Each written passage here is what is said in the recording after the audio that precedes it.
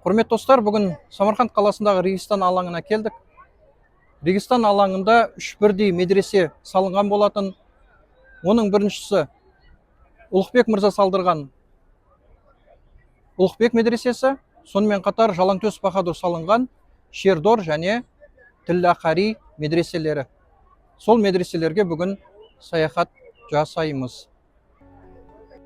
Регистан сөзі парсы тілінен аударғанда құм басқан жер дегенді білдіреді. Әлем жаулаушысы болған Әмір Темірдің немересі Ұлықбек мырза тек билеуші ғана емес, сонымен қатар ғылым біліммен де айналысты.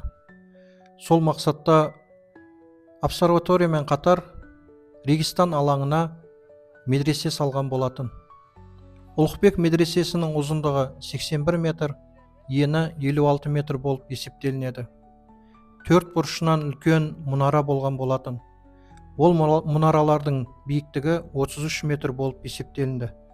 Тек қана 4 мұнараның шығыс мұнаралары ғана сақталды.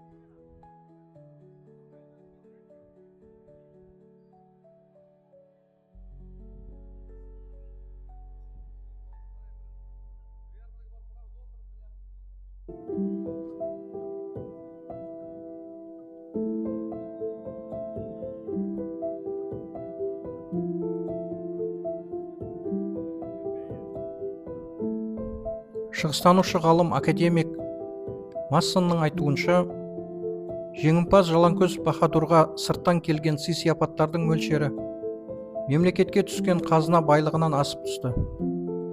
Ол осы қаражат байлыққа әскер ұстаумен қатар сәулетті сарайлар және медреселер тұрғызған. Солардың қатарында Шердор, яғни Арыстанды медресесін салған болатын. Шердор медресесінің құрылысы 1620 жылы басталып, 1636 жылы аяқталған болатын. Ресей тарихшысы Иванов өзінің Орта Азия тарих очерктері деген кітабында Әбдуләзиз ханның аталығы Ялаңтөс би 17 ғасырда ұлы моғолдарға, яғни Үндістанға қарсы болып, Кабул қаласының төңірегінде Иран, Хорасан аймағында жойқын шабуылдар жасады. Көптеген тұтқындар алып қайтты және өзінің иелігінде 3000-дай құл болды. Сол құлдарға Шердор және Тиллақари медреселерін салғызды деп айтты. Тиллақари алтынмен апталған медресесінің құрылысы 1646 жылы басталды. Құрылыс 14 жылға созылды. Бірақ медресе Жалаңтөс Баһадур қайтыс болғаннан кейін аяқталды. Бұл тарихта 1660 жылы аяқталды деп жазылды.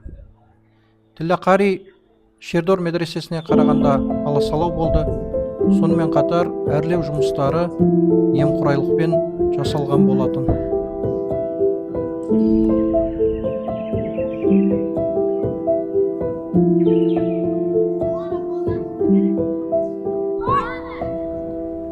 Мына менің артымда тұрған қабір иесі Мұхаммед ибн Катангу деген кісі Жалаңтөс Баһадүр медреселерін салып жатқан кезде етпен қамтамасыз еткен болатын.